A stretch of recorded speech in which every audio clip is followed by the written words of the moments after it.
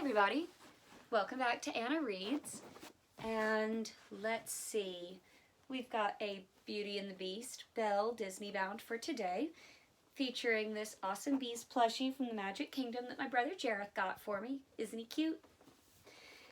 Alright, so I think we were still in Unit 4. Yep, Unit 4, Chapter 17.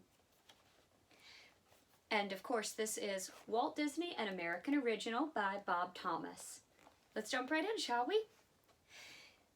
Every December over a 25-year period, Walt Disney wrote a newsy letter to his sister, Ruth Beecher, in Portland, Oregon, detailing the family events and what was going on at the studio.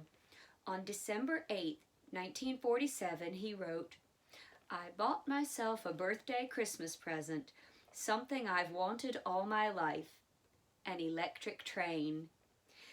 Being a girl, you probably can't understand how much I wanted one when I was a kid, but I've got one now and what fun I'm having. I have it set up in one of the outer rooms adjoining my office so I can play with it in my spare moments. It's a freight train with a whistle and real smoke comes out of the smokestack.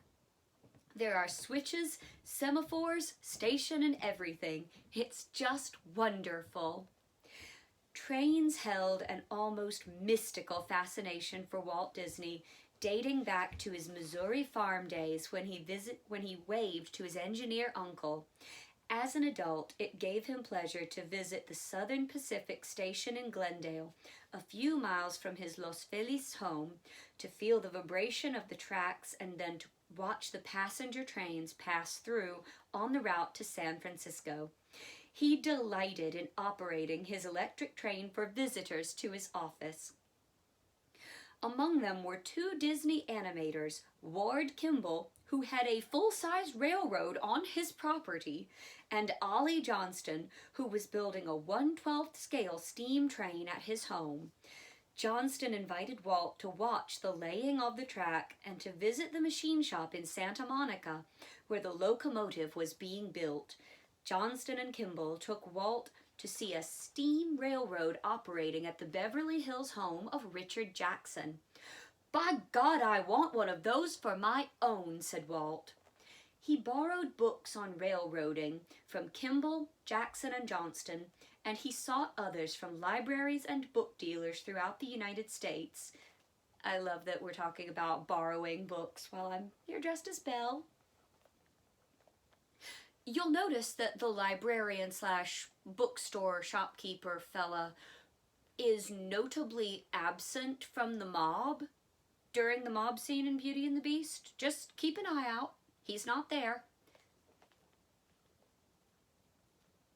You can imagine he barricaded himself into his shop and went, "Well, none of y'all are getting my business again." The Southern Pacific Railroad supplied blueprints, which Walt pored over with Ed Sargent, a mechanical draftsman at the studio. Walt began paying regular visits to the studio machine shop, where Roger Broggie? B-R-O-G-G-I-E, I'm going to guess that's Scottish, taught him how to operate a lathe and use other tools. Ray Fox in the carpenter shop showed Walt how to work with wood. Soon, Walt had a complete wood and metal workshop at his home.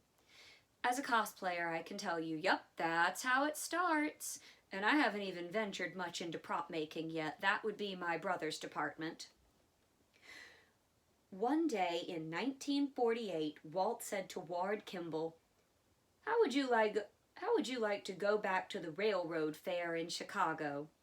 Kimball readily agreed, and the two train buffs traveled by Santa Fe Super Chief to the fair, an immense pageant saluting the development of the railroad in America, with full-size trains traveling across a mammoth stage.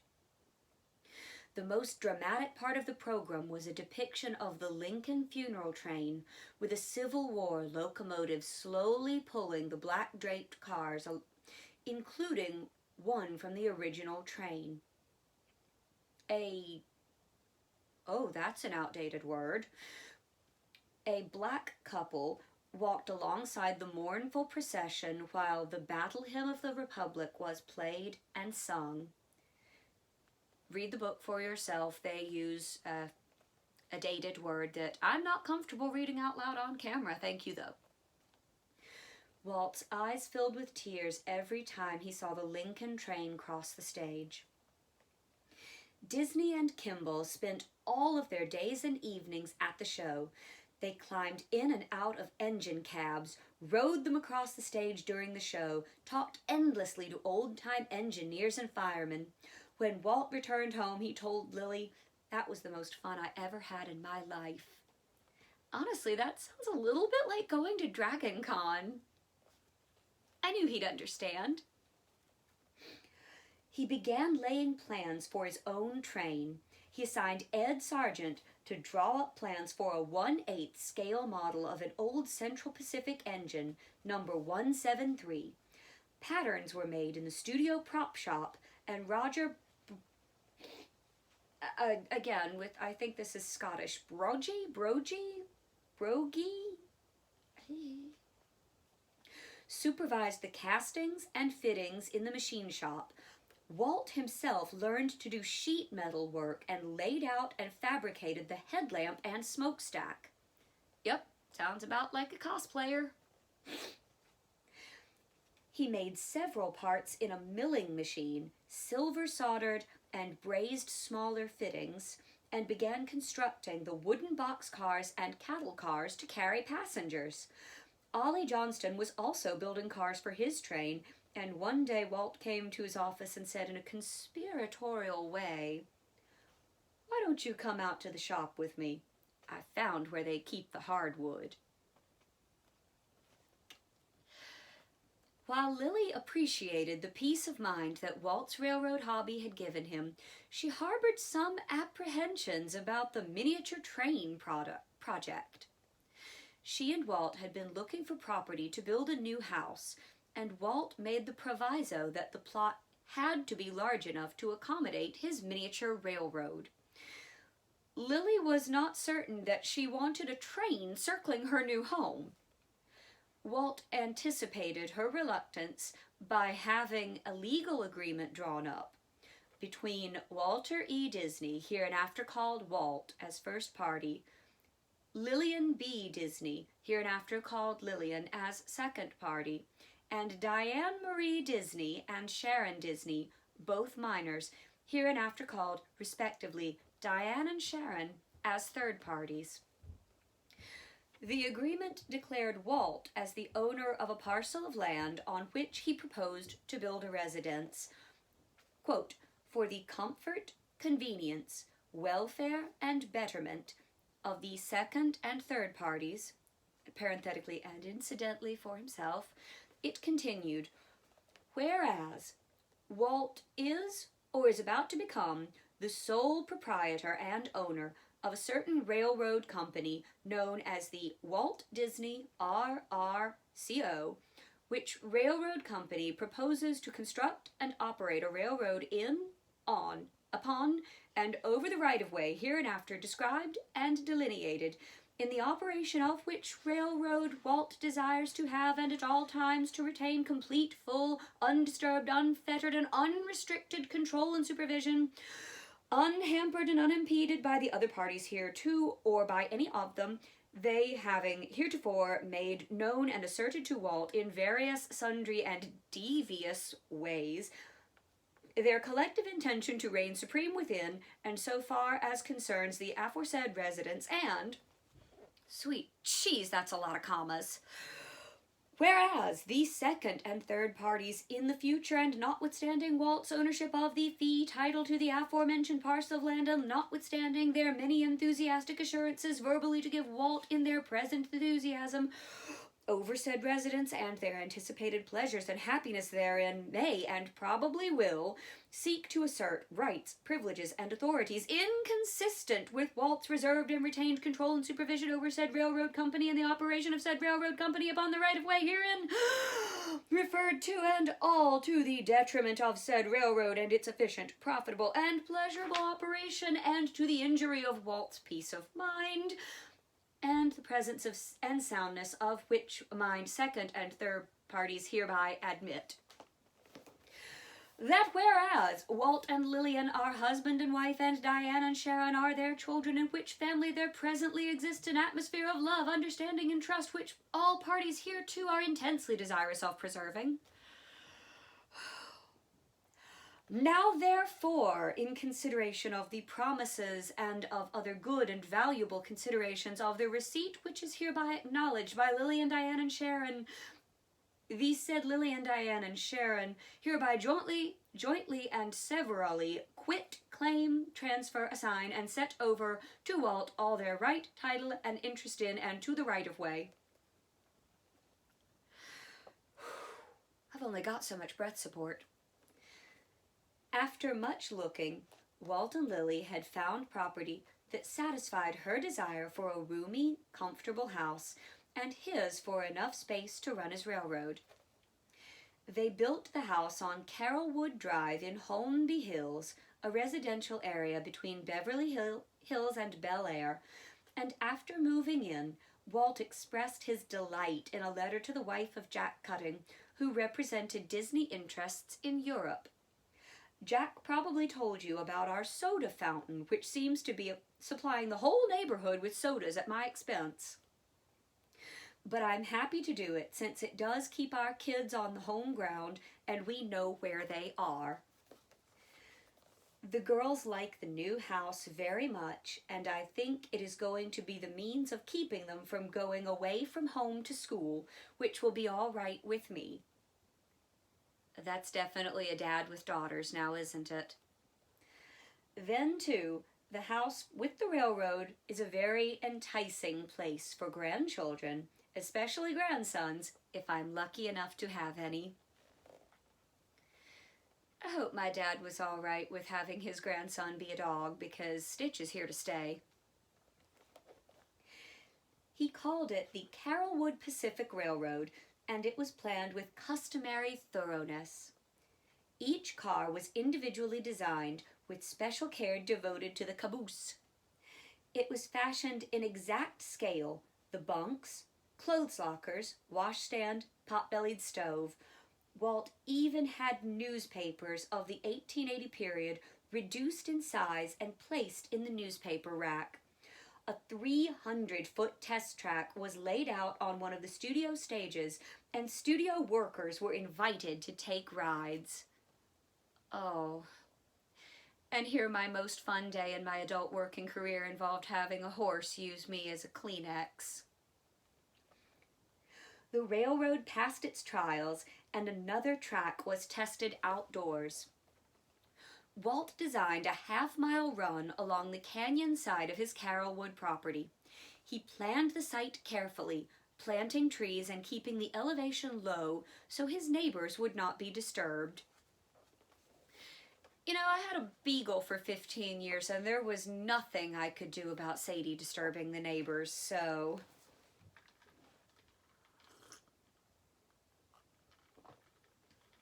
Honestly, I'm surprised our neighbors didn't kill us.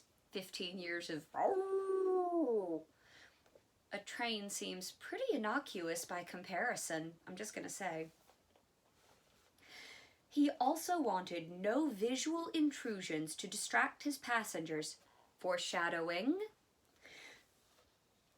He paid to have power lines relocated so they would not be viewed from the train.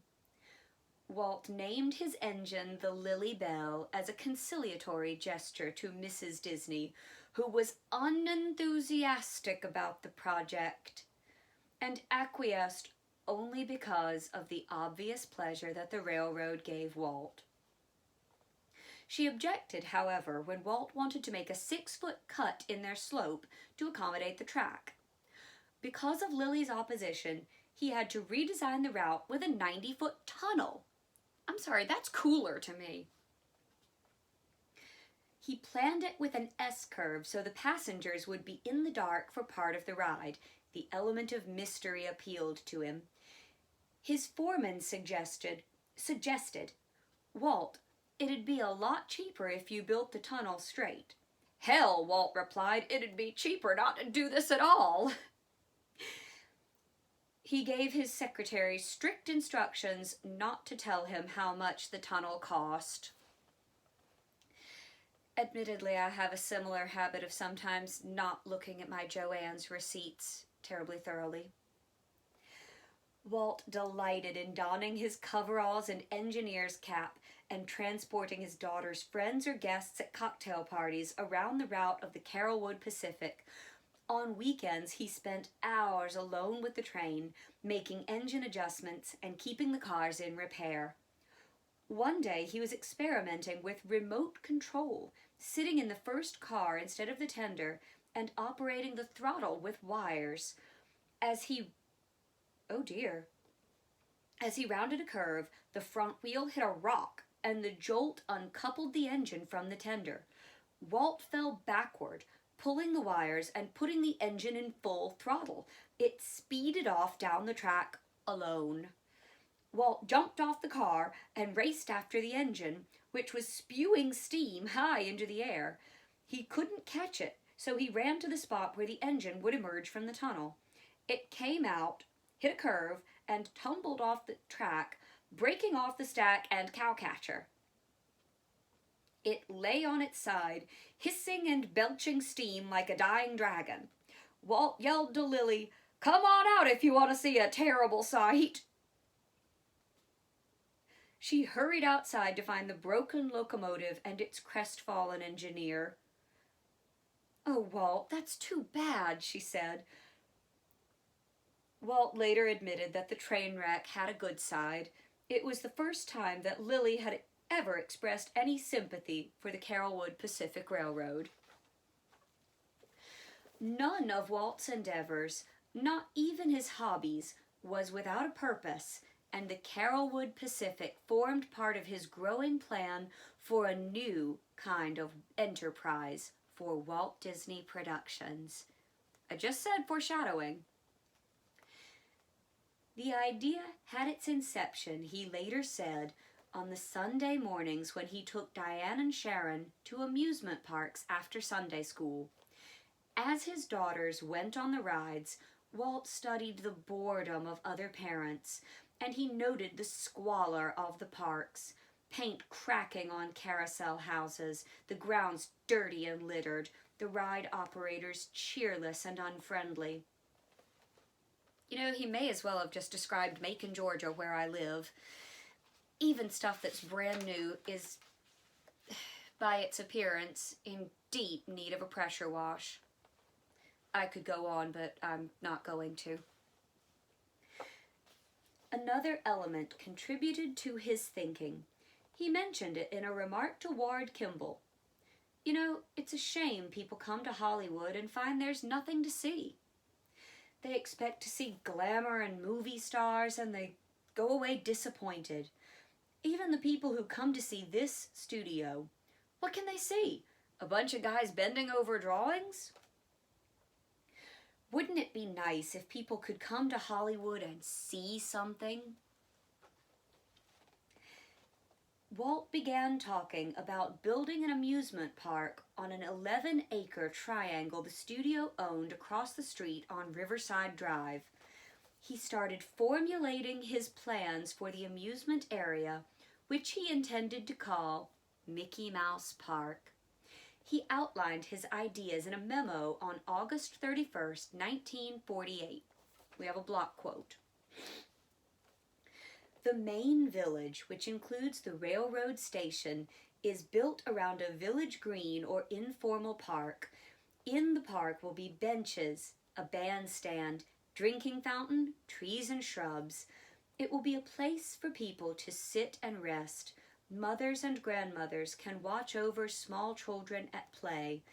I want it to be very relaxing, cool, and inviting. Around the park will be built the town. At one end will be the railroad station. At the other end, the town hall. If this is starting to sound familiar, oh, it should. The hall will be built to represent a town hall, but actually we will use it as our administration building.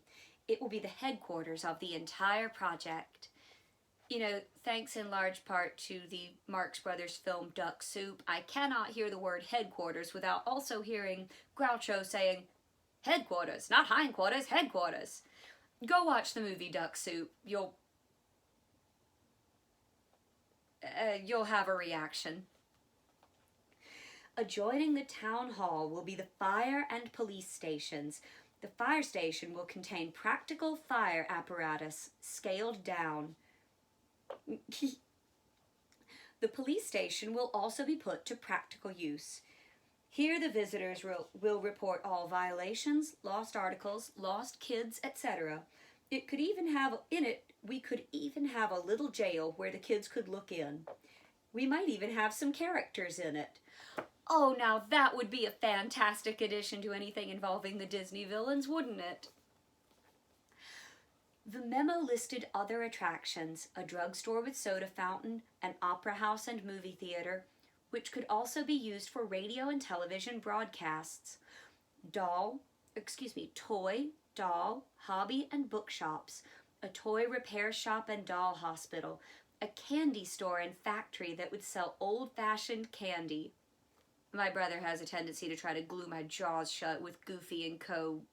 Saltwater taffy. A magic shop and store for dollhouse furniture. A shop where Disney artists could sell their works. I think there's one of those in Epcot now. A music store and shop for children's clothing. A colorful hot dog and ice cream stand. A restaurant with rooms for birthday parties. A functioning post office. Walt planned a horse-drawn streetcar that would take guests from the main entrance to the Western Village. In case you haven't been to the Magic Kingdom recently, those streetcars are electrically assisted and those horses are basically supermodels. As far as they're concerned, all day, every day, it's all about them. They are not living hard lives, I promise you. The village would have a general store selling cowboy items, a pony ring, a stagecoach, a donkey pack train, and perhaps a Western movie theater and a frontier museum. Surreys and buckboards would be available to take people through an old-fashioned farm and into the carnival section. The foreshadowing is killing me. This will be attached off the village and will be the regular concession type, which will appeal to kids and adults alike. There will be roller coasters, merry-go-rounds, typical Midway stuff. This will be worked out later. Whenever Walt mentioned Mickey Mouse Park to Roy, Roy reminded his brother of the immense debt to the Bank of America and the continuing failure of the Disney post-war films to produce profits. Roy believed he had convinced Walt that undertaking an amusement park would be financial folly. Roy was clearly almost delusional at this point, I must say. In reply to an inquiry from a business friend, Roy wrote, "Walt does a lot of talking about the amusement park idea, but truthfully, I don't know how deep his interest really is. He is more interested, I think, in ideas that would be good in an amusement park than in running one himself, and because of the tax situation, Walt doesn't have money of his own to put into these things." You'd think Roy knew what he was dealing with by this point. See, my brother, anytime I say, "Hey, do you think I could?" whatever it is that comes out of my mouth next, Jareth immediately goes, "No, don't!" Well, that was a short chapter. So I guess now it's time to say goodbye to all our company. M-I-C, see you real soon. K-E-Y, why? Because we like you. M-O-U-S-E. everybody have a good day, a good week, a good rest of 2020 if that's possible. Take good care of yourselves and stay safe.